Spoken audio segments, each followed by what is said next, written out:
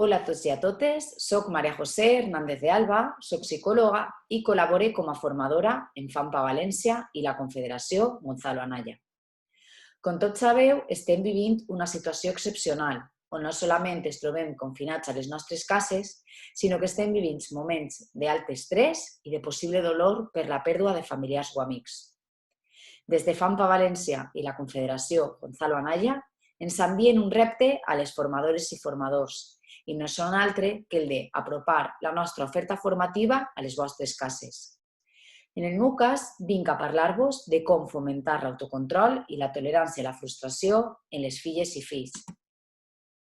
Totes les persones tenim unes il·lusions, uns desitjos, unes expectatives que orientem de cara al nostre futur.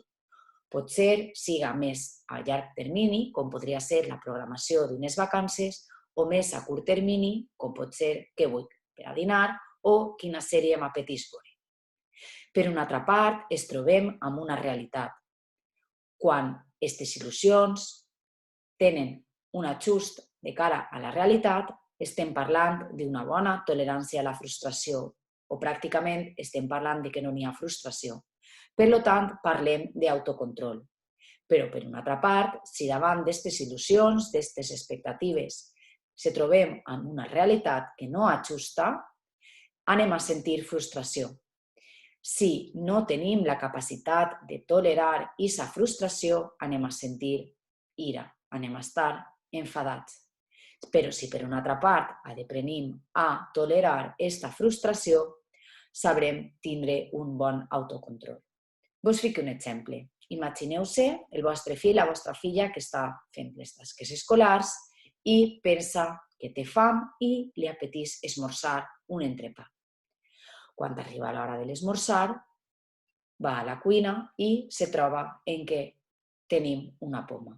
La seva il·lusió de menjar-se un entrepà topeta amb la realitat de trobar-se en una poma. Si no tenen la capacitat d'autocontrolar-se i de canviar aquests pensaments d'injustícia, el que van a sentir és ira, va ser enfado. Però si per una altra part podem ajustar aquesta realitat i pensem, bueno, no passa res, la poma me la puc menjar, ara me menjo la poma, demà me menjaré l'entrepà, van a tindre una major capacitat d'autocontrol. Per a poder explicar-vos i que s'entenga bé, hem d'entendre dues parts del nostre cervell. Per una part, vaig a parlar del sistema límbic, que és aquesta part més emocional que ens ajuda a saber quina emoció és la que estem sentint. Quan nasquem, el nostre sistema límbic està completament format. Per això, els bebès són pura emoció i és la forma que tenen de relacionar-se en el seu medi. Si tenen fam, ploren, tenen son, ploren i és la seva manera de comunicar-se. Però per una altra part necessitem comprendre l'òvul frontal.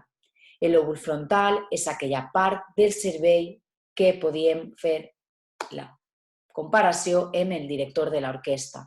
És el que ens diu quines conseqüències van a tindre les opcions que tinc i me va ajudar a prendre les decisions. Com us havia dit, el sistema límbic, quan nasquem, està format, està desenvolupat, però l'òvul frontal tinc que donar-vos la mala notícia que no s'acaba de desenvolupar fins que no complim els 21 anys. Això no vol dir que el dia del nostre aniversari, de sobte, ja sabem prendre unes decisions meravelloses i que tot ens va eixir molt bé. No. El que vull explicar i el que vos vull dir és que hem de, al llarg del tot el cicle vital dels xiquets, des que naixen fins que complisquen més o menys els 21, hem de donar aquestes eines, aquestes habilitats per a poder fer que el seu lòbul frontal es desenvolupi d'una manera adequada. A mi m'agrada fer la comparació d'aquestes dues parts del cervell en aquests dos animalets. Per una part tenim el sistema límbic, que és molt més ràpid, molt més automàtic, molt més innat. El nostre sistema límbic el comparem amb la llebre, que ens dona les funcions de processar les meves emocions i també de saber els meus instints, de poder saber si tinc fam, si tinc son, per això el que us comentava dels bebès. I per una altra part tenim l'altre animalet, que seria la tortuga, que és molt més lento i que necessita d'aquest temps per poder arribar a la seva meta.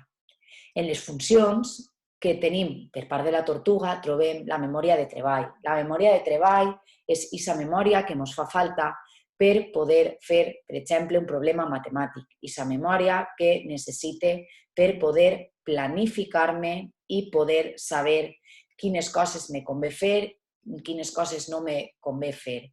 Ens ajuda a tindre flexibilitat, ens ajuda a prendre unes bones decisions, a saber quines conseqüències van a tindre i també quines conductes he de fer o quines conductes no he de fer. I com vos dia, moltes vegades no és que els vostres fills i les vostres filles no vulguin autocontrolar-se, és que no saben per aquesta falta de desenvolupament. I ara venim a la part més interessant, la part que més esteu esperant, i és la part de les pautes. Vinc a parlar-vos del semàfor intel·ligent. El semàfor intel·ligent és la tècnica que ens ajuda a gestionar d'una forma positiva els conflictes que trobem a casa, sense xillar, sense enfadar-se, sense castigar. El que anem a fer és ficar les diferents conductes dels xiquets i les xiquetes en els diferents colors, en dependència de si jo vull ser qui prenga les decisions per ells, si vull que la capacitat de prendre decisions siga més compartida o, per últim, en el verd, si vull que el meu xiquet, la meva xiqueta, prenga les decisions per si mateix. Per aplicar cada una de les conductes en cada una de les parts del semàforo, el que necessitem és tindre unes capacitats, unes habilitats parentals. Per primera part, el que necessitem per al roig és la capacitat de dir que no. Quan anem a dir que no? Quan els xiquets no tenen aquests recursos per a gestionar els conflictes en els que es troben. Quan no siguen capaços d'autocuidar-se i necessiten que els protegim d'alguna manera. Com anem a fer-ho? Doncs anem a donar el motiu per el qual hem pres aquesta decisió com a figura d'autoritat i no anem a entrar en negociacions. Els xiquets són negociadors experts. No podem entrar en aquest moment en aquestes negociacions. Us fico un exemple. Podria ser a l'hora d'elegir l'hora d'anar a xitar-se. Si decidim que l'hora de xitar-se són les 10 de la nit, no anem a entrar a negociar si són les 10:15 o les 10:30. Jo te dic, tens que xitar-te a les 10, perquè demà has d'alçar-te prompte per fer les teues feines. No anem a entrar a negociar. Per altra part, tenim les conductes que sí podem negociar. Totes les persones tenim dos motxilles que duen coses que ens agraden fer i coses que no ens agraden fer. Del que consta aquesta tècnica seria d'ensenyar a negociar aquestes conductes que no ens agraden fer, compensar-les per unes altres que sí que ens agraden fer. El que busquem és generar alternatives per aprendre a tolerar la frustració. Saber que tinc unes opcions i que jo soc capaç de decidir dins d'aquestes opcions. El que necessiten és la supervisió d'un adult. Per exemple, podem fer agarrar la motxilla d'una cosa que potser no els agrada, que és fer els deures, i agarrar l'altra part de coses que sí que els agrada, que és fer manualitats. Jo el que vaig a dir-los és, quan tingués els deures fets, podrem fer les manualitats. T'estic donant les opcions d'elegir si vols fer manualitats o no vols fer-les, en el cas que facis els deures o no els facis. Però en el cas que no vulguem fer-los, no podem enfadar-se, no podem castigar, no podem amenaçar, perquè estem dient que estem ensenyant-los a autocontrolar-se, a prendre decisions. I no passa res perquè arribarà un moment, en el cas que decidissin no fer els deures, arribarà un moment en què vindran a demanar-nos altra cosa. Per exemple, un rato de tablet. En aquest moment hem de tornar a negociar. És una llàstima, jo tinc moltes ganes de deixar-te la tablet, però no puc perquè no has fet els deures. I no entra a negociar res més. i estic tornant a generar alternatives, t'estic donant opcions d'elegir què vols fer. I, per últim, el traspàs de responsabilitats. Per què vos fique aquesta imatge? Perquè el traspàs de responsabilitats és la llibertat, és la capacitat de decidir completa. I els xiquets i les xiquetes han de ser capaços de decidir quines coses, depenent de l'edat i depenent del seu desenvolupament, però, per exemple, podem deixar-los elegir quina roba volen ficar-se, si volen anar tots els dies en xandall o ficar-se la roba de mudar dels diumenges. Quina tarea vos recomane? Agarrar este decàleg de conflictes i observar quins són els conflictes que jo tinc al llarg del dia en els meus fills o les meues filles. Per exemple, tenim les tarees domèstiques, qui lleva a taula, qui para a taula, qui fica el lavavajilles, qui fa els llits, la cura de l'espai i de les pertinències que arreplegar els joguets, la roba de després de la dutxa, la imatge, com vull fer-me el monyo, quina roba vull ficar-me, l'economia, quines coses vull comprar quan vaig al súper, quines coses si vull pagar o no vull pagar, l'ús de la tecnologia, de les tablets, dels mòbils, els estudis, el treball, si no vull estudiar, si no tinc ganes de fer les tarees que me fiquen del col·le, els horaris, a quina hora m'excite, a quina hora m'alce, quantes hores tinc que estudiar, els hàbits de salut, la dutxa, raspallar-se les dents, les relacions socials, en qui m'ajunte, si vull fer una videoconferència amb els meus amics i, per últim, els valors. El que anem a fer és agarrar cada una d'estos conflictes i escriure en quin moment del dia ocorrís i en quin moment vull ficar-lo en cada una de les parts del semàforo. Si vull tindre el control absolut, si vull deixar-lo elegir o si en el mig volem negociar per a que sàpiga prendre decisions, que al cap i a la fi és una part molt important per a saber autocontrolar-se. Hem de saber que estem en un context molt difícil, que estem vivint una situació normal que ens està afectant a tots i ens està afectant a tots els àmbits de la nostra vida. Ens està afectant a nivell social, la manera de relacionar-nos amb els altres, a nivell familiar. Antes mai havíem passat tant de temps dins de casa. També a nivell escolar no podem assistir als centres escolars, als centres educatius. També a nivell laboral. Hem tingut molt poc de temps per adaptar-nos a aquesta situació. Pràcticament de la nit al dia ens digueren heu de clavar-vos dins de casa i quedar-vos ahí fins a nova ordre.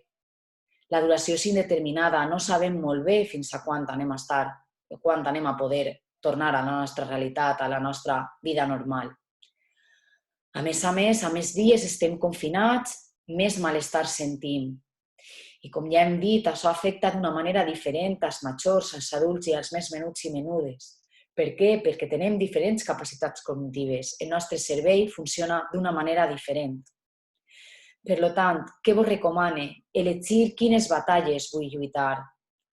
He de saber que tots els dies tancats en casa no podem estar barallant-nos i renyint per tot. Hem de complir els límits. Si jo decidisc que una conducta sempre està en roig, no? Un dia la vull en verd, un altre dia la vull en groc. I és important adequar estos límits al seu nivell de desenvolupament. No podem demanar el mateix a un xiquet o una xiqueta de 3 anys que a un xiquet de 6 que a un adolescent de 14. Hem de viure aquesta crisi com una oportunitat per a viure en família, una oportunitat per a concedir, per a aprendre noves eines i adquirir noves capacitats. Els xiquetes i els xiquets ho estan fent genial, estan sent els nostres superherois, perquè estan clavats en casa ja molts dies i ho estan fent molt bé sense pràcticament protestar. Així que crec que ells també es mereixen un fort homenatge. Si teniu consultes o voleu ampliar la informació, escriviu-nos a amb les vostres inquietuds a formació@fampavalencia.org i si t'ha agradat, dones like a les nostres xarxes socials i seguis-nos a la nostra web www.fampa-valencia.org/formació. Moltes gràcies i espero veure-vos molt prompte.